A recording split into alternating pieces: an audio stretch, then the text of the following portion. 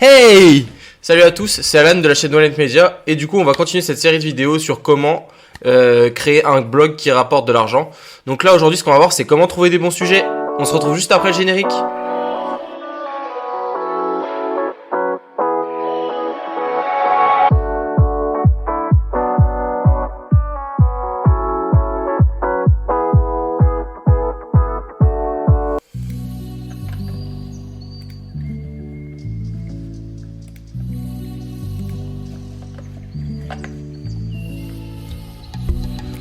Donc aujourd'hui on va parler du syndrome de la page blanche.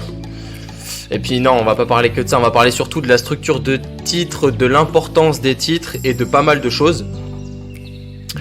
Donc là en fait, moi justement je vous parle du syndrome de la page blanche tout simplement parce que des fois pour écrire un article de blog vous avez aucune idée ou alors justement vous avez beaucoup trop d'idées donc du coup vous vous éparpillez partout.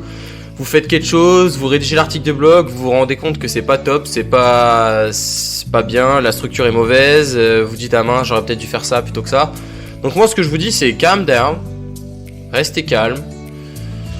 Tout simplement, moi je vais vous aider à créer votre structure de titre. Donc, on va mettre à plat toutes les idées de votre article de blog, etc.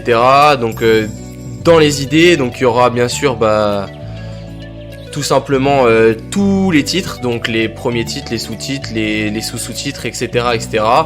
Il faut qu'il y ait une logique concrète donc dans votre structure, un peu comme celle-ci, donc les différents titres, donc un titre principal, des sous-titres, des sous-sous-titres, des sous-sous-sous-titres, etc., etc. Ce qui va nous permettre de pouvoir mettre justement une structure rien qu'au niveau de la structuration de votre article de blog, mais aussi de la structuration du SEO. Donc déjà, vous pouvez faire un brainstorming. Donc, comme je vous ai dit la dernière fois, c'est que vous prenez le mot de votre article de blog. Donc, par exemple, quels sont les chiens qui aboient? Quelles vont être les idées? Donc, on va parler de race de chien. On va parler de peut-être de l'environnement où il est, un appartement, une maison. Est-ce qu'il peut sortir? Est-ce qu'il peut pas sortir? Est-ce qu'il y a des enfants? Est-ce qu'il n'y a pas d'enfants? Vous voyez, rien que déjà, moi, j'ai déjà pas mal d'idées. Ensuite, vous pouvez utiliser Google. Donc, poser des questions, savoir à peu près comment faire une structure de titre par rapport à ça. Donc quand je dis savoir faire une structure de titre, c'est tout simplement voir peut-être chez des concurrents ou autres, voir comment ils sont structurés et tout, etc. Donc il faut avoir des titres pertinents, il faut qu'il y ait un confort de lecture donc pour votre audience. Donc quand la personne elle vient, il faut qu'elle se dise, faut qu'elle puisse lire en travers directement. Et donc voilà, donc pour moi en fait un bon article de blog, donc il a des titres pertinents pour augmenter le confort de la lecture, etc. Et puis du coup il y a aussi un travail de copywriting, il faut le faire rester le potentiel client, il faut le faire lire, il faut le faire aimer votre article de blog. Et bien sûr il faut éviter tout ce qui est spam de mots-clés. C'est pas parce que le titre c'est que pourquoi les chiens aboient ou quelles sont les races de chiens qui aboient qu'il faut mettre chien qui aboie, chien qui aboie, chien qui aboie, chien qui aboie, chien qui aboie pas. Faut pas mettre des gros spams de mots-clés. Donc ça voilà, moi c'est plutôt ma charte pour savoir si entre guillemets j'ai des bons titres et autres. Donc mon titre principal il fait moins de 60 caractères. Et puis titre 2, requête ou mots-clés secondaires. Et requête ou champ lexical souvent numérisé pour le confort de lecture.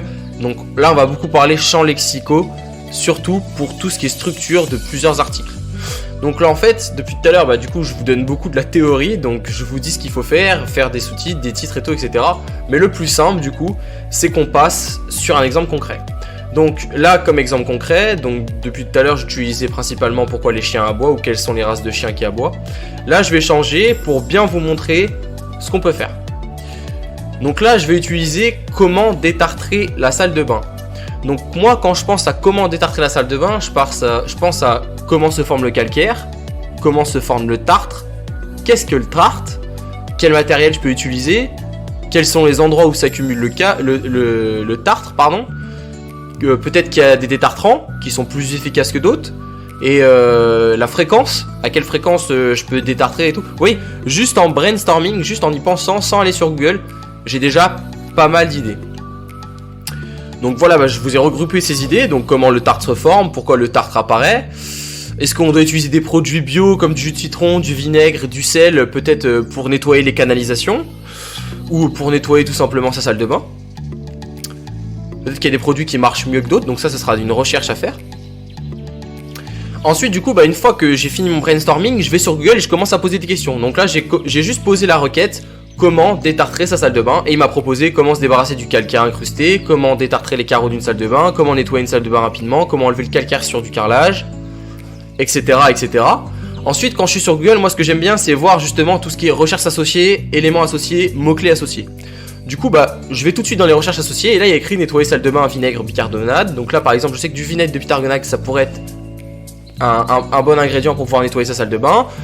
Détartrant de salle de bain maison, bah là justement, il y a peut-être quelque chose il y a peut-être un produit justement qui marche mieux que d'autres. Enlever le calcaire sur carrelage poreux, bah par exemple voilà, sur du carrelage encrassé, etc. etc. Carrelage mural, peut-être c'est plus facile de nettoyer le mur que au sol. Peut-être qu'il y a plus de dépôts au sol que sur les murs, etc. etc. Donc une fois que j'ai fait cette longue recherche, donc en brainstorming et sur Google, et bah si vous voulez, là maintenant j'ai toute une structure et j'ai plein de mots-clés du champ lexical de la salle de bain. Donc tout ce qui est bah, robinet, carrelage, carreaux de salle de bain, calcaire, peut-être évier, pommeau de douche, eau, calcaire, etc. etc. Parois, etc. etc. Adoucisseur d'eau et tout, etc. Du coup en fait avec toute cette structure, donc on est juste parti de comment détartrer la salle de bain. Et avec un brainstorming, avec des recherches Google, j'ai réussi à trouver tout ça. Donc bien sûr, créer un article de blog, ça va vous prendre du temps, c'est logique. Ça va vous prendre du temps, ça va vous prendre... rien que pour faire le brainstorming, ça dépend. Après, vous allez aller de plus en plus vite parce que ça va être beaucoup plus simple. Vous allez vous poser les bonnes questions, comment, quel, où, etc. etc. Et du coup, vous allez aller de plus en plus vite et ça sera beaucoup plus facile.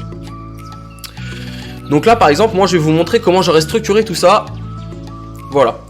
Donc là en fait si vous voulez dans information générale sur le tartre et la salle de bain, tout ce qu'il faut savoir par exemple, vous voyez j'ai mis un branding.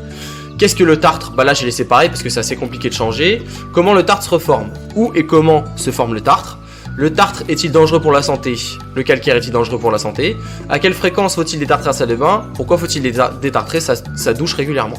Donc tout ce qui est en vert ce sera justement des H2 et tout ce qui est en orange ce sera des H3.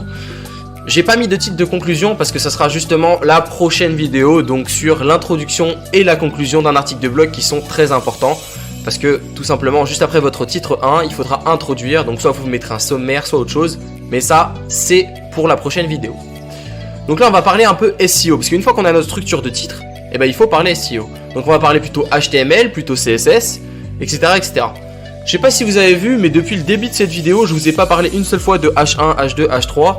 Juste là, bah, je viens d'y arriver. C'est tout simplement parce qu'il y a un ordre dans les choses. C'est-à-dire que vous pouvez pas mettre des H1, des H2, des H3 et des H4 si vous n'avez pas votre structure de titre. Si on revient en arrière, vous voyez bien que ma structure de titre, on va savoir que le tartre de la salle de bain et tout ce qu'il faut savoir, ça va être un titre, ça va être un gros titre, ça va être le titre 2. Et ensuite, bah, qu'est-ce que le tartre? Ou pourquoi faut-il détartrer sa douche régulièrement? Ça va être des titres 3. C'est de la logique, ça descend, ça coule d'autres sources. Non, je rigole. Et en fait, du coup, c'est très important de d'abord créer sa structure avec ses titres avant de penser SEO, H1, H2, H3. Donc voilà, donc ça c'est un peu d'HTML tout simplement. Donc bah si par exemple ceci est un titre principal, donc ça sera votre H1. En général, le H1 ça sera votre mot-clé où vous voulez vous référencer dessus et ça sera aussi votre URL.